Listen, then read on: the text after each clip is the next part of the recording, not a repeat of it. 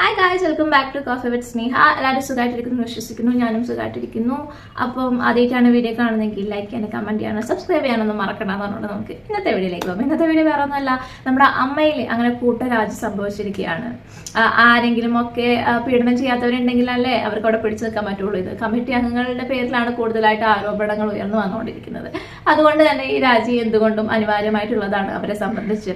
പക്ഷെ ഞാൻ ആലോചിക്കുന്നത്, എന്തുകൊണ്ടാണ് നമ്മുടെ ലാലേട്ടൻ വാ തുറക്കാത്തത്? എന്തുകൊണ്ടാണ് അദ്ദേഹം ഒന്നും മിണ്ടാത്തത്? എന്തുകൊണ്ടാണ് മമ്മൂട്ടി ഒന്നും മിണ്ടാത്തത്? സിനിമാ ലോകത്തെക്കുറിച്ച് ഇത്രയും ഞെട്ടിക്കുന്ന, നമ്മുടെ മലയാളം സിനിമയെക്കുറിച്ച് ഇത്രയും ഞെട്ടിക്കുന്ന തരത്തിലുള്ള ന്യൂസുകൾ പുറത്തു വരികയാണ് ഓരോ ദിവസവും. ഇവർക്ക് മുന്നോട്ട് വന്ന് സംസാരിക്കാനുള്ള ഒരു മാന്യത ഉണ്ടായിരുന്നില്ലേ? ഇത്ര ദിവസമായിട്ട് നമ്മളെല്ലാവരും അവരുടെ ഭാഗത്തു നിന്നുമുള്ള ഒരു അഭിപ്രായം കേൾക്കാനായിട്ട് വെയിറ്റ് ചെയ്തിരിക്കുകയാണ്. വെറും ഒരു പത്രക്കുറിപ്പിലൂടെ വന്ന് പറഞ്ഞു പോവേണ്ട കാര്യമാണോ മലയാളം ഇൻഡസ്ട്രിയിൽ നടക്കുന്നത്? എന്തുമാത്രം ഞെട്ടിക്കുന്ന തരത്തിലുള്ള പീഡന കഥകളാണ് പുറത്തോട്ട് വന്നുകൊണ്ടിരിക്കുന്നത്. ഇവർ രണ്ടുപേരും ഇത്രയും സീനിയേഴ്സായി നിന്നുകൊണ്ട് എന്തുകൊണ്ടാണ് ഒന്നും സംസാരിക്കാനായിട്ട് മുന്നോട്ട് വരാത്തത്? ഈ അമ്മയ്ക്കും പെങ്ങന്മാർക്കും ഒരു ക്രൈസിസ് ഉണ്ടായപ്പോ ഒളിച്ചോടിയ ഒരു പ്രസിഡന്റ് എന്ന നിലയിൽ അദ്ദേഹം അറിയപ്പെടും.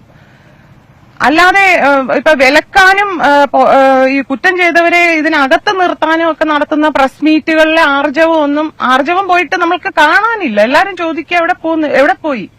ഒളിവിലാണോ? എത്ര മോശമാണ്. ഞാൻ ആലോചിക്കുക അത് ഇതൊക്കെ കേട്ടിട്ട്.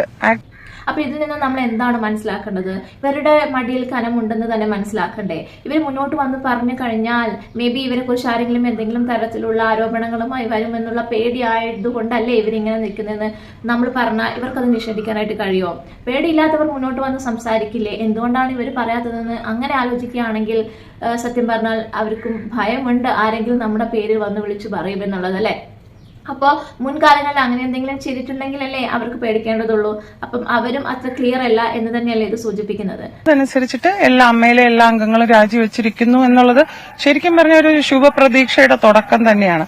ഒരു അതിജീവിത അവർക്ക് പറയാനുള്ളതെല്ലാം 4 വർഷം കൊണ്ട് വന്ന റിപ്പോർട്ട് വീണ്ടും ഒളിപ്പിച്ചു വെച്ചിട്ട് ഒരു നീതിക്കായിട്ട് വീണ്ടും നമ്മൾ പ്രതീക്ഷിച്ചിരുന്ന സമയത്ത് സ്ത്രീകളെല്ലാം കൂടി ഒരുമിച്ചപ്പോൾ, അതായത് പെണ്ണൊരുമ്പിട്ടാൽ ബ്രഹ്മനും തടക്കാനാവില്ല എന്നൊരു അവസ്ഥയിലാണ് ഇപ്പൊ ഇതെല്ലാം സംഭവിച്ചിരിക്കുന്നത്.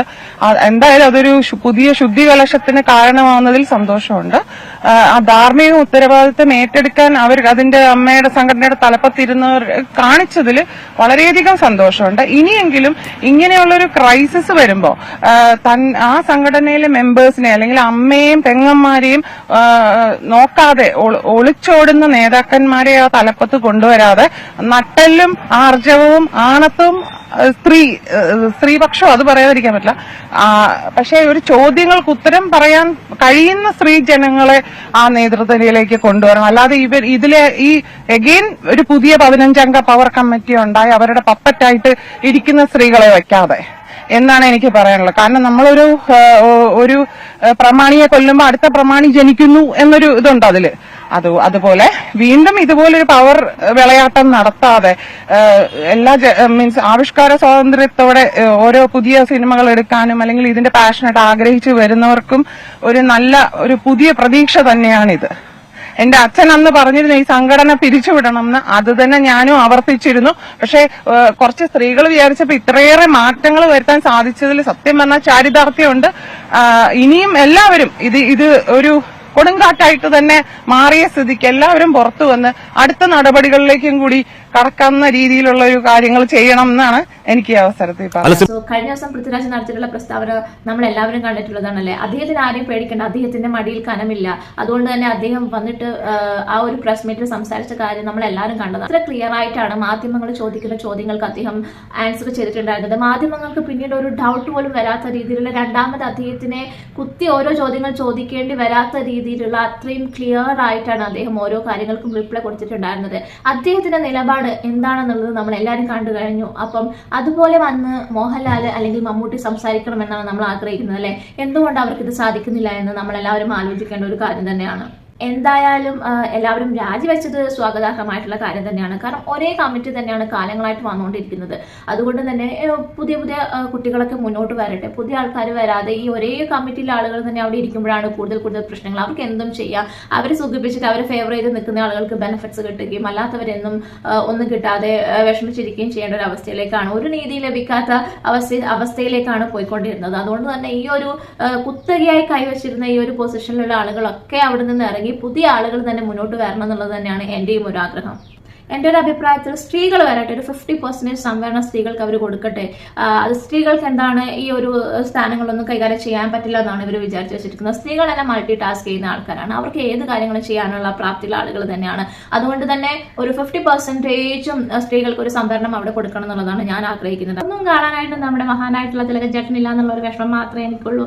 ബട്ട് എന്നാലും അദ്ദേഹത്തിന്റെ മക്കളായ ഷമി തിലകനും അതുപോലെ തന്നെ സോണിയൊക്കെ ഉണ്ടല്ലോ, അങ്ങനെ നമുക്ക് സമാധാനിക്കാം. അദ്ദേഹത്തിന് അത്രമാത്രം അവർ പീഡിപ്പിച്ചിട്ടുണ്ട്. അദ്ദേഹത്തിന്റെ ആത്മാവ് ഇപ്പോൾ സന്തോഷിക്കുന്നുണ്ടാവും എന്നുള്ളതിന് യാതൊരു സംശയമില്ല. അതുപോലെ തന്നെ എന്താ പറയാ, കഴിഞ്ഞ ദിവസം ഷമി തിലകൻ പറഞ്ഞിട്ടുണ്ടായിരുന്നു എന്റെ അച്ഛൻ കുറച്ച് പേരൊക്കെ കൊണ്ടേ ഇവിടുന്ന് പോകുന്നുള്ളത്. പക്ഷെ ഇത്രമാത്രം ഒരു സംഭവ വികാസത്തിലേക്ക് ഇത് പോകുന്നുള്ളത് ഞാൻ ഒരിക്കലും എക്സ്പെക്ട് ചെയ്തിട്ടുണ്ടായിരുന്നില്ല. ഇത് വളരെ സന്തോഷമായിട്ടുള്ള കാര്യം തന്നെയാണ് ഇപ്പോൾ കേട്ടിരിക്കുന്നത്. എന്തായാലും പൃഥ്വിരാജിനെ പോലെയും അതുപോലെ തന്നെ പാർവതിയും ജഗദീഷിനെയും പോലെയുള്ള ആളുകളൊക്കെ പുതിയ സംഘടനയിലെയും തലപ്പത്തിലേക്ക് വരട്ടെ. മിടുക്കരായവർ തന്നെ വരട്ടെ. അതുപോലെ തന്നെ എല്ലാവർക്കും ശബ്ദമുണ്ടാവണം. എല്ലാവർക്കും സംസാരിക്കാനുള്ള അവരുടെ കാര്യങ്ങൾ പറയാനുള്ള ഒരു സ്പേസ് കൊടുക്കുന്ന ഒരു സംഘടനയായിട്ട് മാറട്ടെ അമ്മ സംഘടന എന്ന് പറഞ്ഞുകൊണ്ട് നമുക്ക് അടുത്ത വീഡിയോയുമായിട്ട് വീണ്ടും കാണാം. അതുവരേക്കും ബൈ ബൈ.